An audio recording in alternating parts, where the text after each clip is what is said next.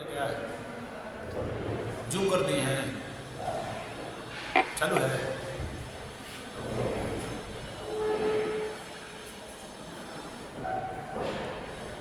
प्यारे बच्चों, जैसा कि आपने फर्स्ट वीडियो में थोड़ी सी कुछ त्रुटियां की वजह से तकनीकी खराबी की वजह से आपने पूर्ण वीडियो आपको नहीं दिखा पाई है, इसलिए हम दूसरा वीडियो इसका बना रहे हैं विराम चिन्ह का, जो व्याकरण की प्रगत है।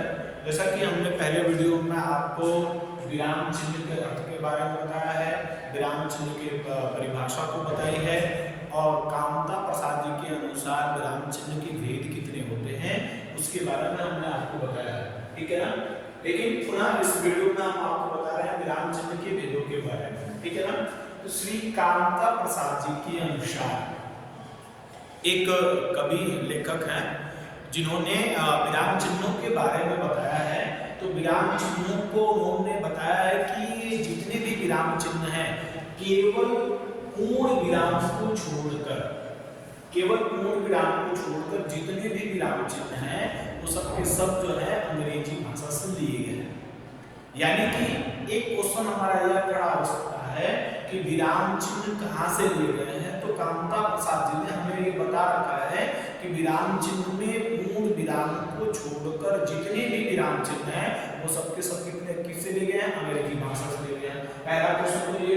दूसरा कि कामता प्रसाद जी ने कुल विराम चिन्हों की संख्या जो बताई वो कितनी बताई है, 20 बताई गई है।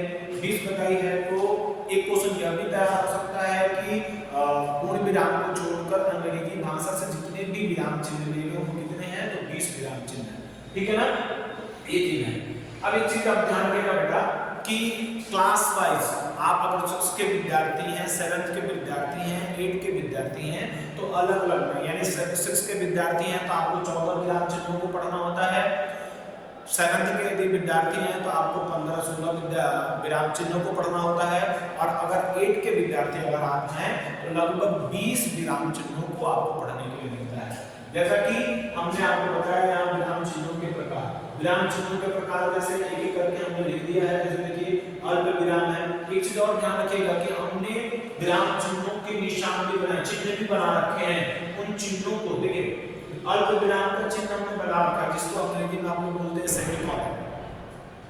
सेमीकोमा आप लोग कॉमा बोलते हैं और सेमीकोमा बोलते हैं, दोनों ये चीज आप ध्यान रखिएगा। अल्प विराम को आपको सेमीकोमा बोलते हैं आप लोग और कॉमा को आप लोग बोलते हैं अल्प विराम, ये ध्यान रखिएगा। तो हमने आपको चिन्ह भी बता रखा है, उन चिन्हों के ऊपर आप विशेष कर ध्यान रखिएगा। देखो बेटा हमने आपको बताया विराम चिन्हों के भी, अब हम आपको बता रहे हैं विराम चिन्हों के प्रकार।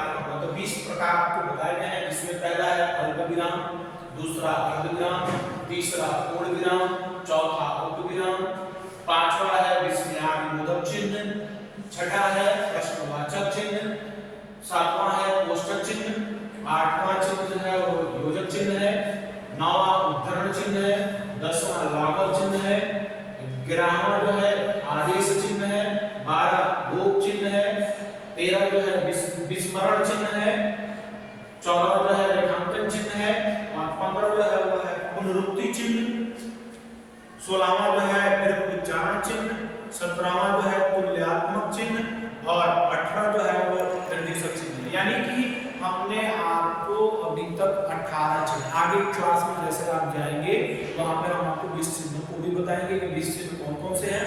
अभी हमने बोर्ड पर आपके सामने जो है 18 चिन्हों को लिख रखा है, जो अलग अलग तरीके से क्या करते हैं, जब भी कहीं ठहराव आता है, रुकावट आती है, विश्राम लेना होता है तो इन चिन्हों का हम लोग प्रयोग करते हैं। एक चिन्ह और हम आपको एक पॉइंट बता सकते हैं, अल्प विराम, जहां थोड़ी देर के लिए रुकना होता है वहां अल्प विराम चिन्हों का हम क्या करते हैं, प्रयोग करते हैं, ठीक है। अर्थात एक से अधिक वस्तुओं को दर्शाने के लिए अल्प विराम चिन्हों का प्रयोग, एक से अधिक वस्तु को जब प्रयोग करेंगे, एक से अधिक वस्तुओं को बताना होगा तो हम अल्प विराम चिन्हों का प्रयोग करेंगे। जैसे एक उदाहरण हमने आपको दे रखा है, उदाहरण देखिएगा, राम, सीता, लक्ष्मण और हनुमान ये सभी भगवान के क्या है, रूप में पूजे जाते हैं। ध्यान से रखिएगा, राम, सीता, लक्ष्मण और हनुमान ये सभी, देखिए इनके बीच में हमने क्या रखा है, विराम चिन्ह। एक यानी पहला अल्प विराम चिन्ह का प्रयोग, ये छोटे-छोटे जो है ना ये अल्प विराम चिन्हों का हमने प्रयोग किया है। बाकी सारे विराम चिन्हों के बारे में विस्तृत जानकारी अगले वीडियो में हम आपको देंगे।